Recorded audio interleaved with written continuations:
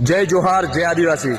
આજે પણ હું વિડીયો બનાવું છું કે આપણી સમાજને આર.કે. ઠાકોરે ગાળો બોલી હતી આદિવાસી સમાજને, એના વિશે। કારણ કે આ માદરચોદને થોડા ઘણી પણ બીક નથી અને ડાયરેક્ટ જેવી મનમાં ફાવે એવી ગાળો દે છે।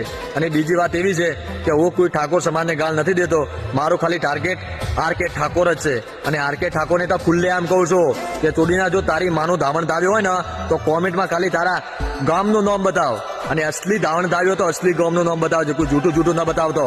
અને બીજી વાત એવી છે કે ચોડીના તું માફી માગી લે પ્રેમથી તો ઠીક રહેશે, બાકી જો માફી ના માગે ને તો અમને માફી મગાડતા પણ આવડે છે। અને ત્રીજી વાત પણ એવી છે કે ચોડીના પ્રેમથી માફી માગી લે તો સારું રહેશે। અને બધા જેટલા તે આદિવાસી સમાજના વિડીયા મેલ્યા છે એ તારી આઈડીમાંથી બધા ડિલીટ કરી નાખજે।